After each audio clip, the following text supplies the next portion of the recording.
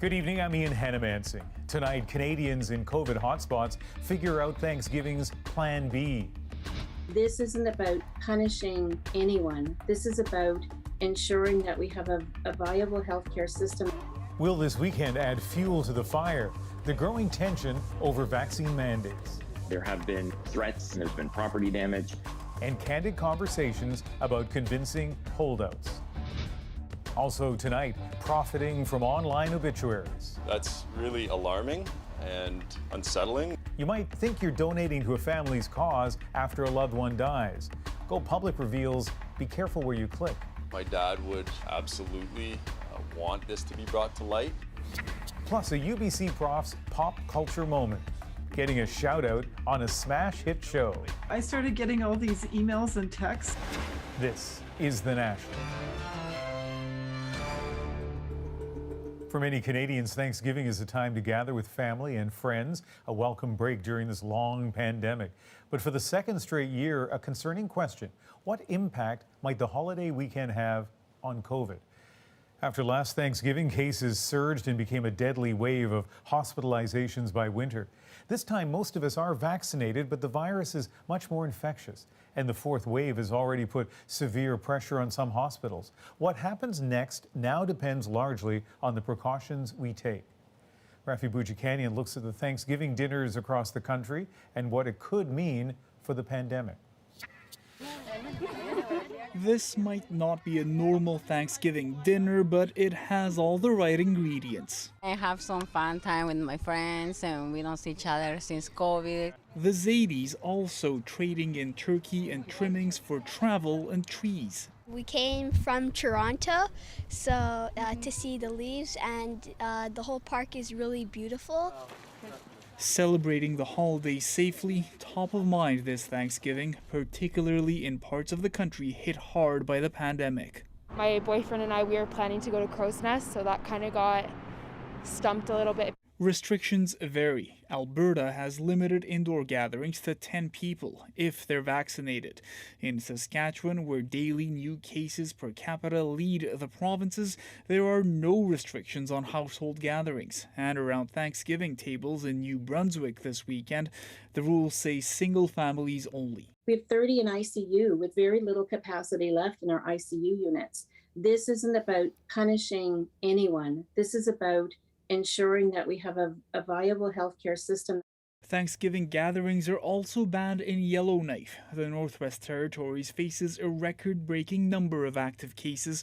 Officials there are hoping the promised mandatory proof of vaccination rules for travelers come soon. This is a place that has a lot of remote communities without roads. There'll be a pickup in vaccinations so that people can continue to fly out of their communities. On Rosemary Barton Live, the Transport Minister said the national plan is in the works. The provinces will be issuing those certificates, but we're working with them on a national standardized format that includes QR codes. The feds hope that's only weeks from now, but however that impacts future vaccinations won't protect Canadians this weekend. Preventing infections now will depend on Thanksgiving choices like these.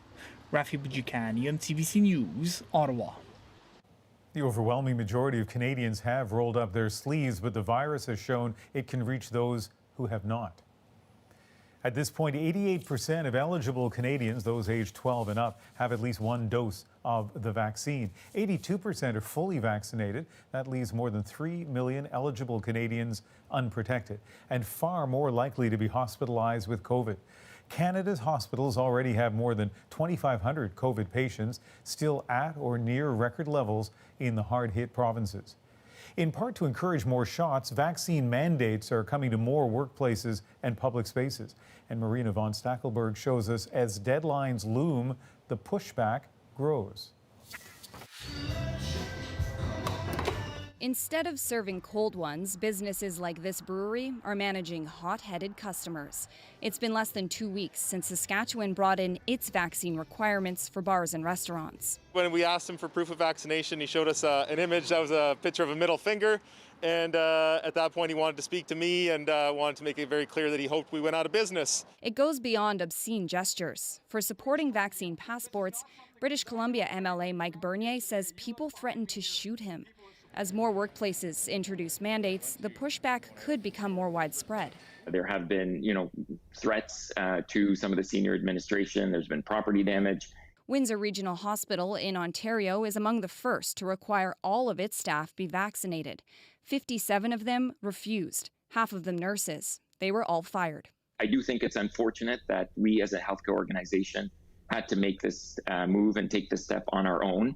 I absolutely believe that this is something that should be mandated at a higher level, whether that's provincial or federal, to protect the individual organizations from some of the blowback that we've been feeling. Accommodating the unvaccinated, also a challenge healthcare workers face on the job. In Manitoba, one ER doctor tried to allow an unvaccinated visitor into the hospital to say goodbye to his dying mother, but he refused to wear a mask. I politely asked him to. He was very upset, actually came up to my face, coughed right in it, and actually pushed me aside. It was a really unfortunate situation. Security had to actually take him out. Marina, these are unfortunate situations. What support are doctors getting to deal with situations like that?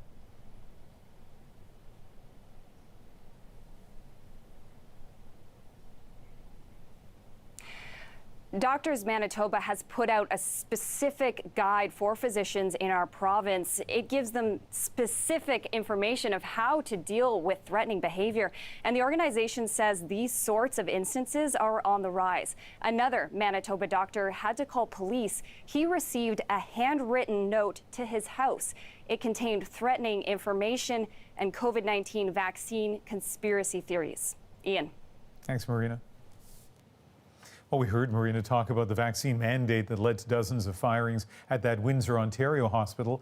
In Quebec, a province-wide deadline for the shot is coming Friday and could take thousands of healthcare workers off the job. There's going to be an impact. 15,000 people. We were probably already missing 15,000 people at least. According to the province's health minister, as many as 15,000 workers are unvaccinated. Other hospitals in Ontario will also see mandate deadlines in the coming weeks. From his hospital bed, an Alberta man is sending a message tonight to anyone who hasn't had their COVID shots. As Julie Wong explains, as a transplant recipient, he did, but not everyone around him followed suit. Just gotta know that I am going to get home. Daryl Chewy doesn't have a lot of energy these days. He's been in an Edmonton hospital since testing positive for COVID-19 last month. You just don't know what's next, right? You don't know if you're going to end up back in the ICU. But Chewy has an additional reason for concern.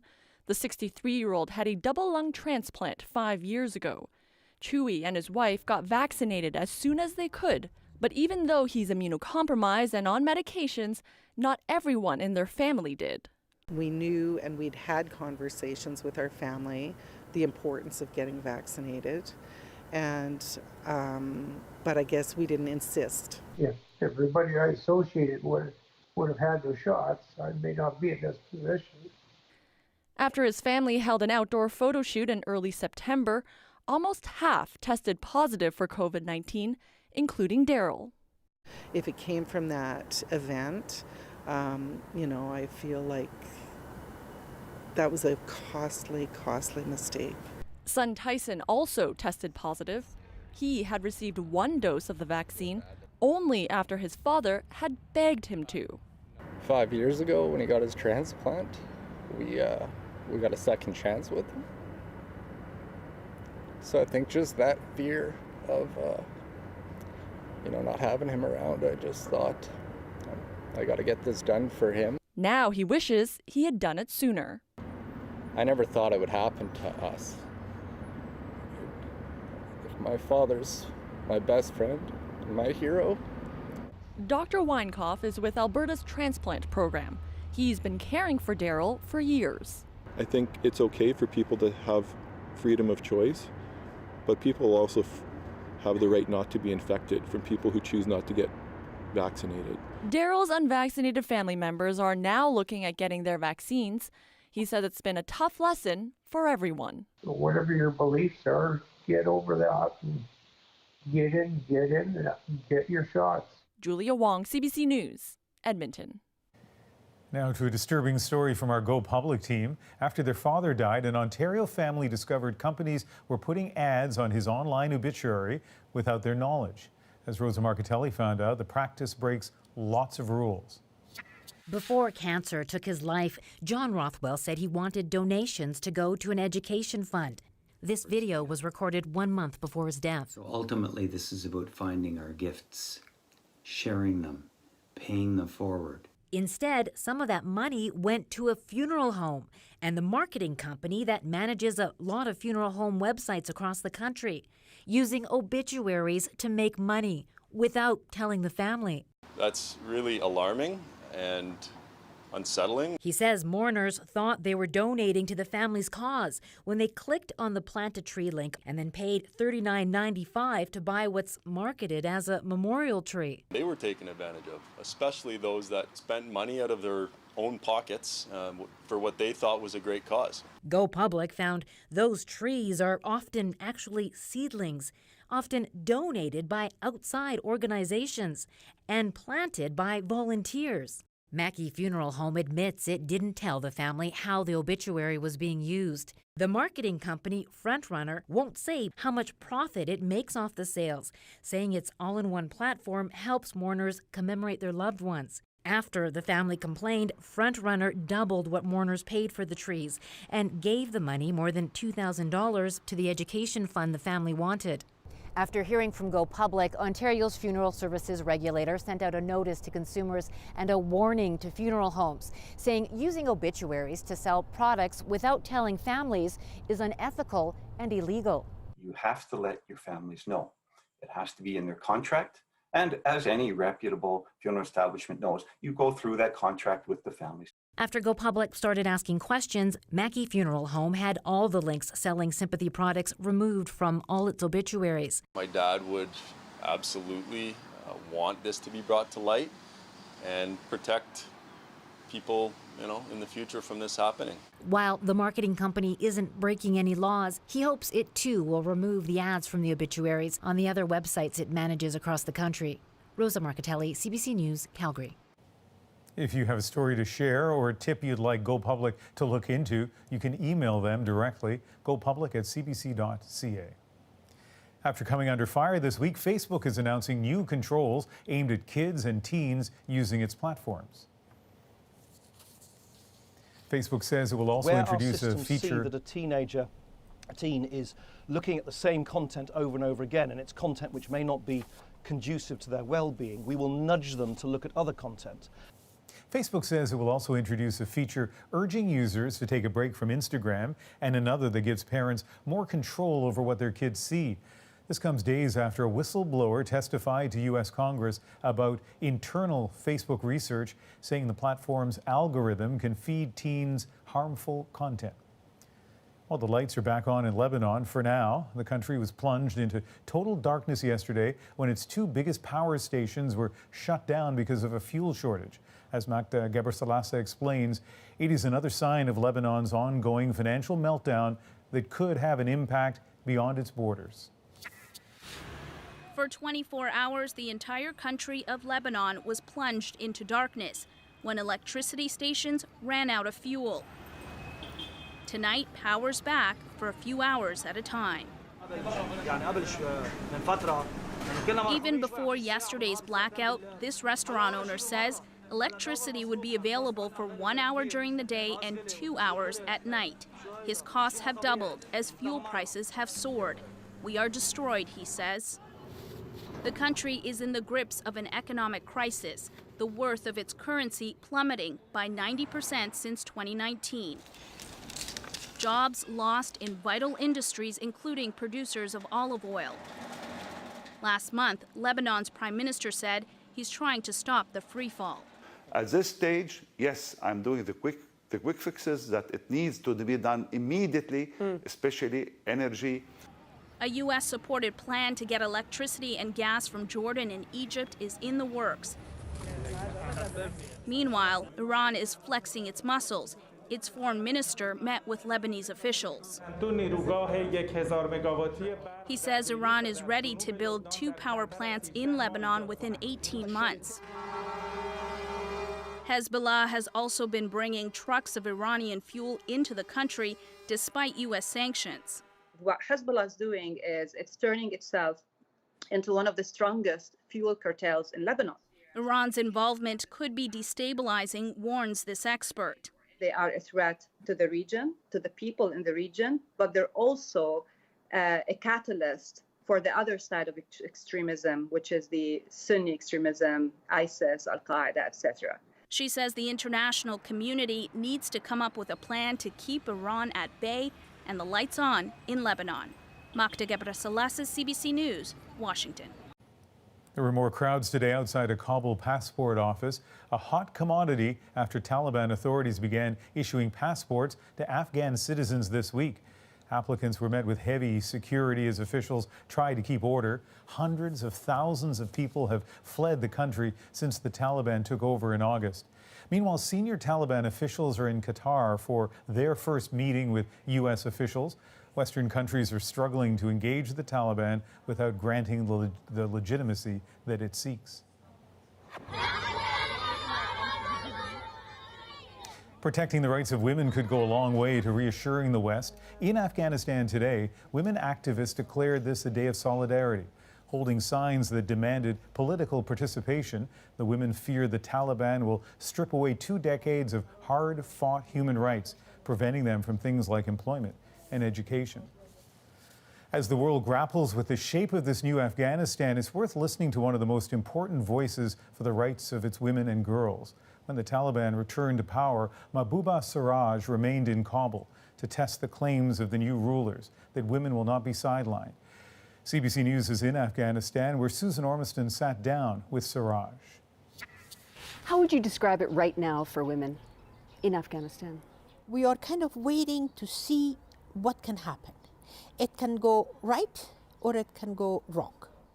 But from what I'm getting, the feeling that I'm getting is not going to go wrong. But what's right? Right is when the girls can go to school. That's right. So they're not now?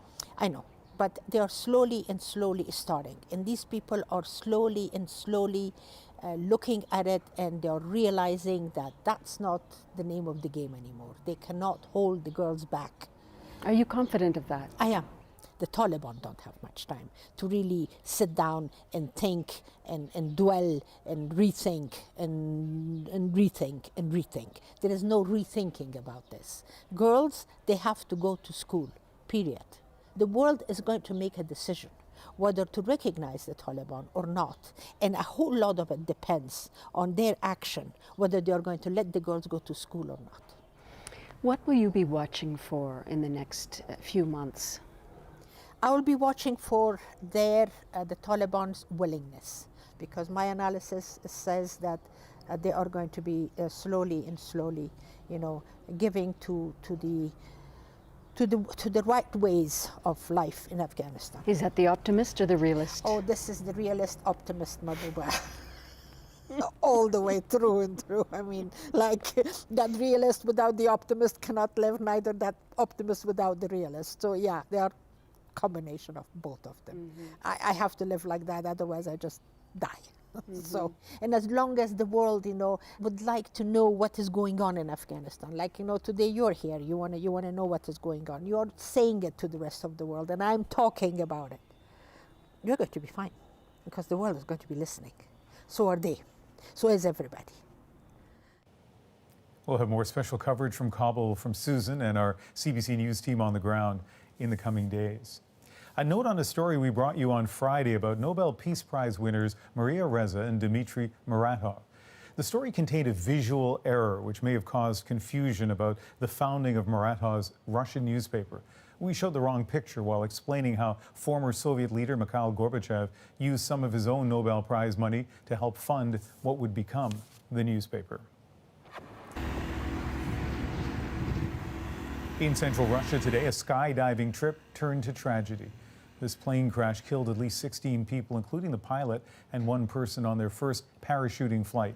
6 other passengers were left in serious condition. Local officials suspect one of the 2 engines failed.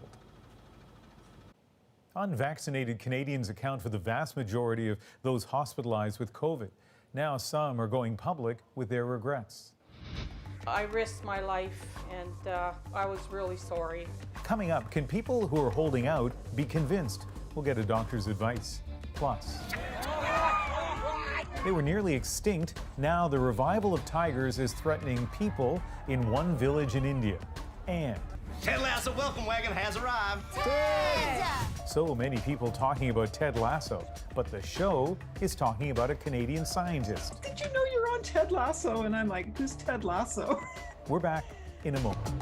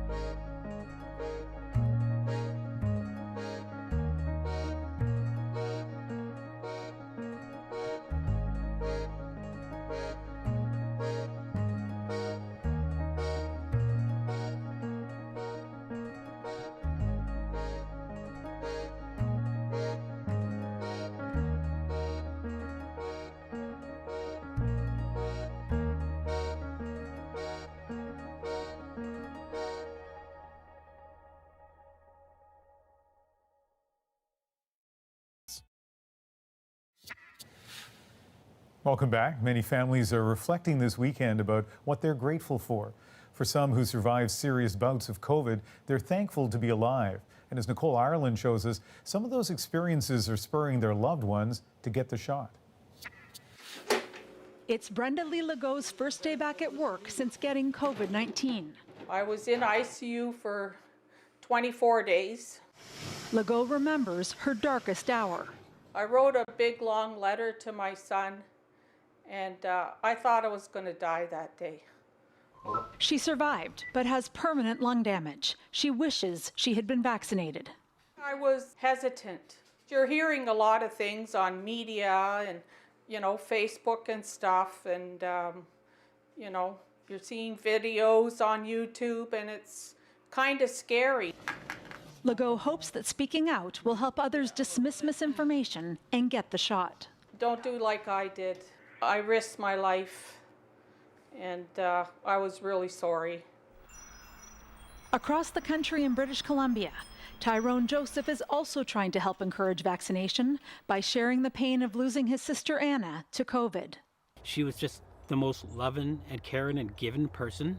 Anna was unvaccinated. Since her death, a few family members, also hesitant, have changed their minds. It took a lot for some of them to say, as a result of this, I will now get the vaccine. Sharing these deeply personal experiences could help combat the highly emotional misinformation that's out there. That's according to vaccine hesitancy expert Maya Goldenberg. Especially people who were moved by the scary anti-vaccine videos. This might be the counter that they need. But for those who have deeply entrenched anti-vaccine views, personal accounts about COVID's devastation could have the opposite effect. There's also some evidence from social science research that scary stories can actually make people get defensive and dig in their heels a little bit. Experts say that how those who have been vaccinated respond to those who were unvaccinated and got sick with COVID, including what they post on social media, is important. If we come out across as callous and, almost that serves you right, it could push those vaccine hesitant to be anti-vaccine. We need to handle it with compassion and understanding. Although the stories of regret won't convince everyone to get a shot, experts say their bravery in speaking out could make a difference. Nicole Ireland, CBC News, Toronto. Of course, this issue unfolds differently from person to person, so we'd like to hear the perspective from a family doctor who's in Toronto. Dr. Warda Iqbal works at Sherborne Health Centre in downtown Toronto. And Dr. Iqbal, what kind of conversations are you having with patients now on vaccine hesitancy? That's right. So Ian, what I would say is that a lot of people that I'm meeting, I'm having conversations about how can we instill confidence in these vaccines. I'm finding that a lot of people are still not very confident and maybe they don't trust the vaccines that well. And really, that's what we're trying to focus on. We're trying to understand from people what kind of belief systems are they coming from? What kind of experiences have they had with the healthcare system? And what really constitutes their worries? And that's kind of where I come in. We're trying to have conversations with people in a judgment-free and a safe environment so people are able to express their concerns and really able to understand their experiences and respect their experiences before we go on to where we actually tell them, hey, maybe it's time to get the vaccine. So obviously in the recounting, we won't be able to tell who you're talking about, so confidentiality will be protected. But give me an example of a conversation you've had with somebody over this and how you got from where they were at the beginning of the series of conversations to maybe changing their mind or thinking about that. Yeah, so actually the first example that comes to mind is this past Friday, we actually did a pop-up clinic right at the intersection of Wellesley and Parliament in Toronto. And we had a person come in, a young individual who's had their first vaccine back in May and is now quite worried about the second vaccine. Actually, this is the second time I've had this conversation in the last 2 weeks with the same person. Her worries are really about myocarditis and pericarditis when it comes to young people, and she has a complicated medical history and she's quite anxious, rightfully so, what this could mean for her. Usually what we do in that situation, I take the person off to the side. I tell her there's no pressure from us. Let's talk about what you've heard and what your worries are. Slowly, we are having a lot of conversations, usually last about almost half an hour each time. We're not quite there yet where she's made up her mind, but just seeing us around and having that conversation is really helping her actually get closer to the point where she might actually consider the second dose. What about, though, when somebody comes in to your office and they believe strongly in something which is pretty clearly factually wrong about the vaccine? How do you deal with that? Yeah, so sometimes that does happen. And really what I like to focus on is that if we start off the conversation right off the bat and we tell them, hey, that's not right or that's wrong, I think it does create a hostile environment. And that's really what we're trying to avoid. What I like to do is I like to listen to them, understand where they're getting their facts from and why they really believe in that before I provide them with the alternative. It creates a much better environment and it really opens up the conversation so that we can continue that later on so we can get to the confidence in the vaccines. All right, Dr. Iqbal, thank you very much for speaking with us. Thank you. It is World Mental Health Day, and we're taking a look at how athletes have changed the conversation about mental health this year. Bigger than basketball, anything that's beneficial to preserving life and being happier, that's what it's all about. Coming up, the bigger effect of athletes speaking out. But first, what's behind frightening scenes playing out in one Indian village where people are living in fear of the growing number of tigers? Stay with us.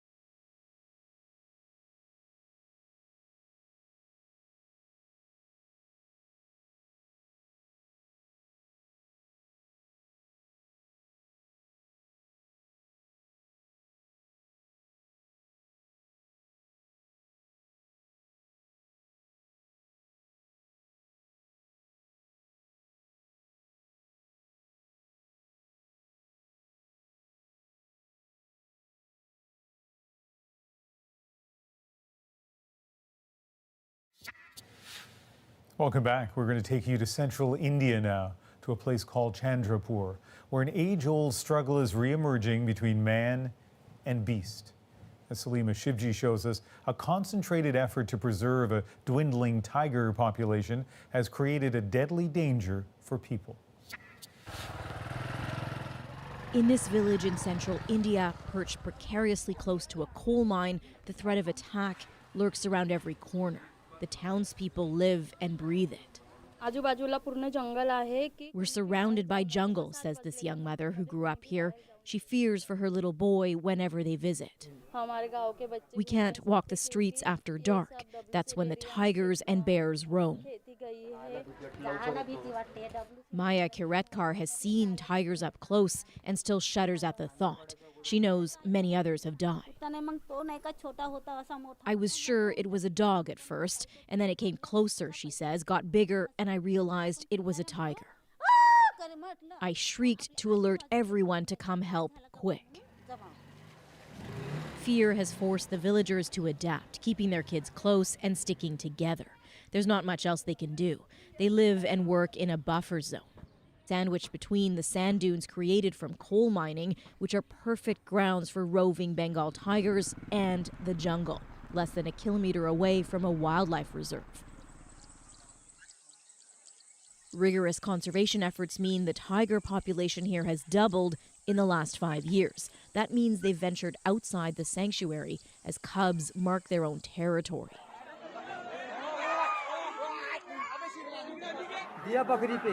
Leading to terrifying interactions with humans. Sheer panic and chaos. Even the grounds of Chandrapur's coal-fired thermal power plant aren't safe. It's been overrun.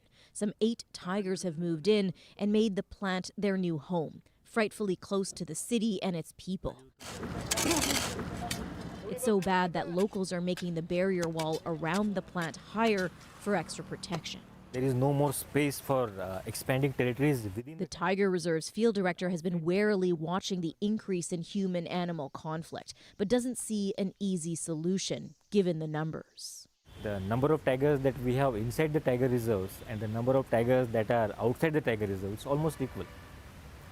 So maybe we have more tigers outside the tiger reserve than within the tiger reserves. Outside, the tigers increasingly used to seeing humans and increasingly on the attack. Every year now in Chandrapur, between 30 and 40 people are killed by tigers. The animals can't be forcibly moved to another forest. They've lost those survival skills, and so they stay. To help curtail the threat of attacks, the Forest Ministry has recruited volunteers. They patrol villages like this one, tracking reports of tiger sightings, talking to villagers. Today, they gather to update their team coordinator. One by one, the volunteers tell him what they've gleaned. A tiger a few days ago, too close to homes, this man reports. Even as some in this village describe harrowing sights of wild animals right on their doorstep, others shrug it off. Yes, of course it's dangerous, this man says, but somehow I've gotten used to it. Just today, I saw a tiger's pug mark in my field. Raghunath Surthikar's encounter was far more severe. It landed him in hospital with a nasty gash to his head and a mangled hand. I was petrified. It happened so fast, but somehow I raised my hand to fend the tiger off. His pain hard to forget, and it seared on the minds of many in these villages surrounded by danger, trapped in an uneasy coexistence full of risk. Salima Shivji, CBC News, Chandrapur, India. Manitoba farmers have been hard hit by drought, but it hasn't stopped their generosity. Here's our potatoes in here. Still ahead, coming together to keep a Thanksgiving tradition alive. But first, that bike helped me start my first employment in Canada doing food delivery. A bike program that gives away more than just free wheels. Stay with us.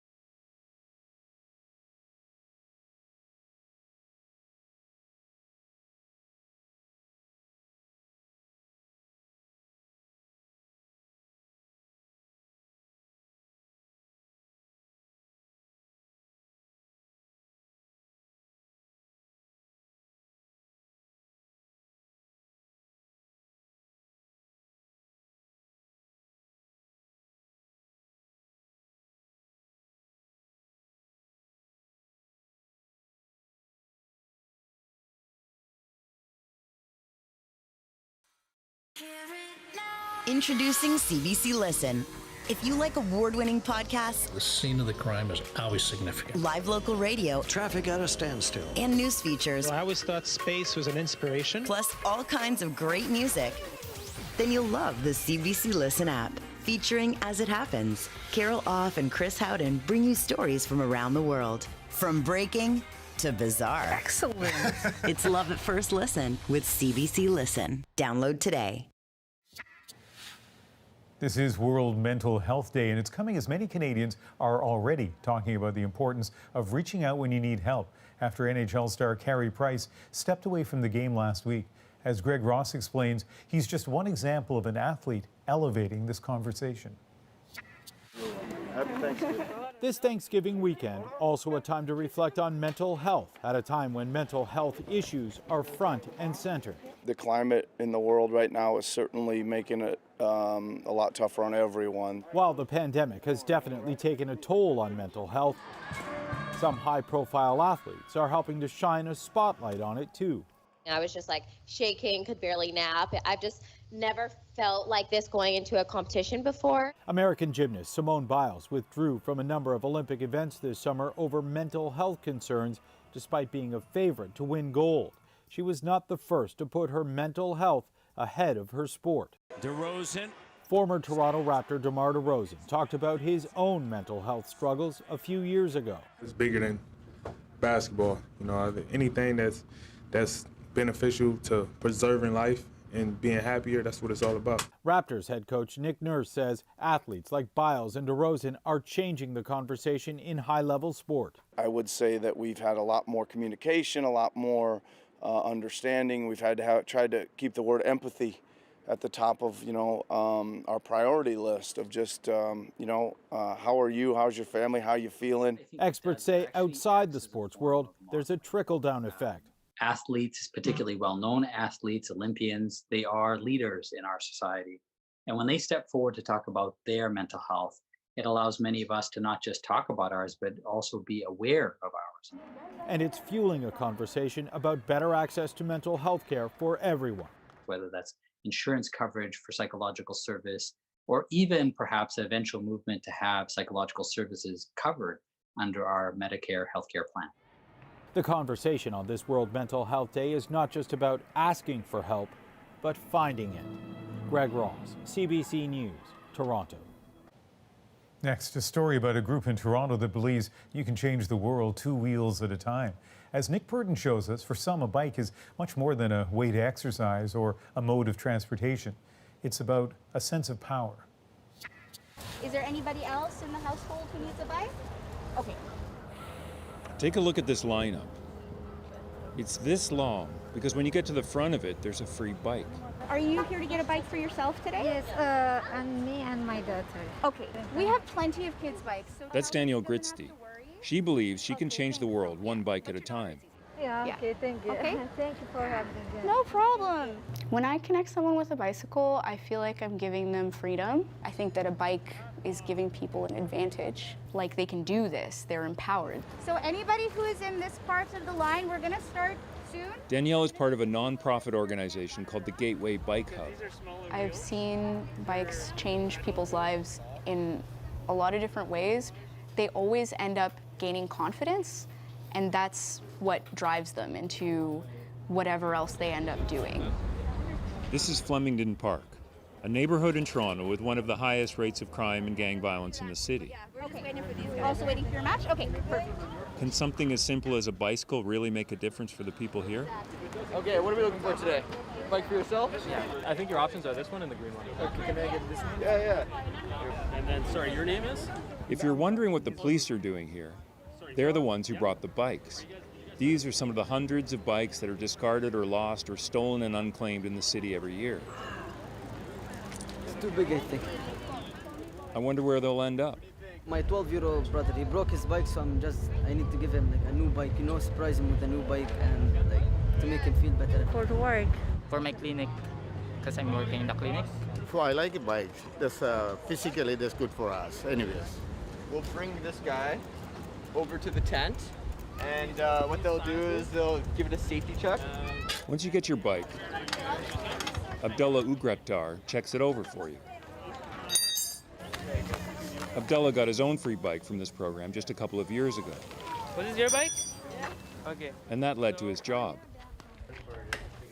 Here at the Bike Hub's repair shop, Abdullah learned to be a mechanic.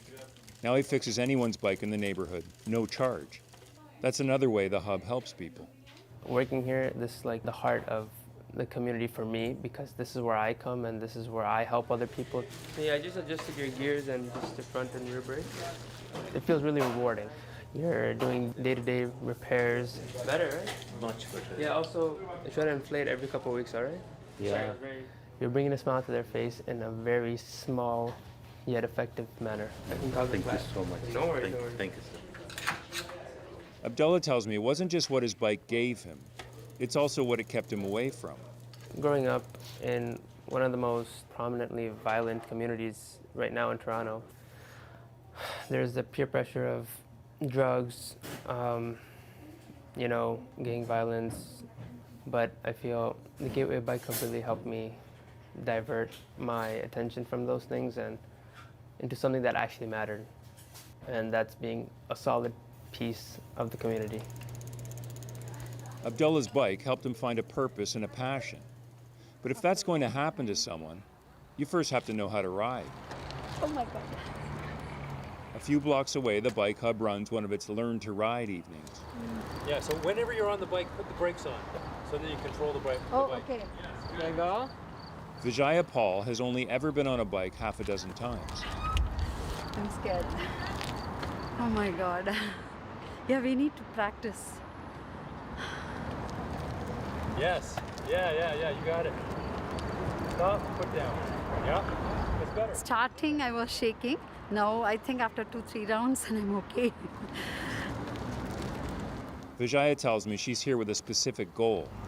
You got it now. I will not be dependent on my husband who takes me always in the car. I feel good, I feel very happy, and I'm able to learn a skill. I feel good at this age. Push the bike forward, and then you go. Yeah. Vijaya hopes her bike will give her independence. There you go, good job. It's okay, if you can go to the second line, that's fine. If you One of her teachers knows a bike can do exactly that. Better than Yes. Meet Arib Patan. So what's up? Hey, Arib. Hello. Arib came to Canada by himself from India. Soon after, he got a bike from the Bike Hub, and in a way, it almost became a friend. My bike's name's Jigglypuff, and I really had a deep connection with my bike. And that bike was exactly of my age. It was first manufactured in 1997. I think it's just a valve that's loose. That bike helped me start my first employment in Canada doing food delivery in downtown Toronto, yeah. Arib was able to earn enough money to pay for his college education and send something home, too. It was my mom's birthday coming up, and I really wanted to gift her a phone. So I really worked out that weekend I remember it was 10 hours constant Uber on a bike, and I was really excited to do that, and that day was one of my best days yet, yeah. And you bought your mom a phone? Yes, I gifted my mom a phone. And yeah, that was a proud moment for me and my mom.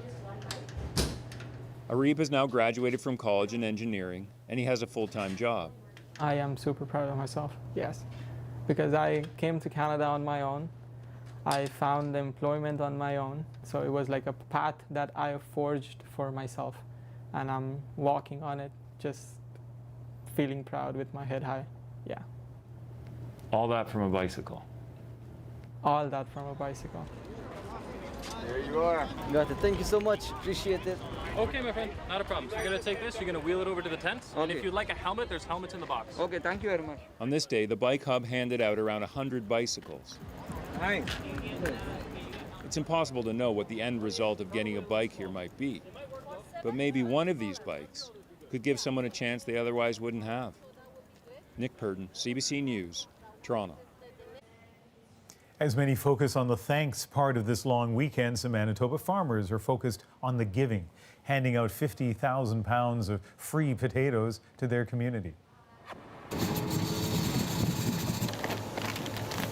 This has been a tradition at Spruce Drive Farms since 2016. We just love what it's done in our community. This year, other farms added to the donations. Welcome help after a dry summer cut the crop in half. As we see people coming, helping themselves, but they also now will be bringing potatoes to their friends and family or people that they know that could really use them. Here's our potatoes in here. Those who stopped by say they're grateful for the gift. I think it's just great that the people are giving these to us because we're seniors too and we're on a lower income. Yeah, teamwork. It's a very hard year for a lot of people with COVID going on, and it's just very nice to see just how much people actually do care about each other. And isn't that the spirit of Thanksgiving? Next, a BC professor who's grateful her message is getting out there by way of a popular TV show. What do you say to a cocktail, Coach Lasso? Oh, the same thing I'd say to Diane Sawyer if she ever asked me out on a date. Yes, please. Ted Lasso's academic moment right after this.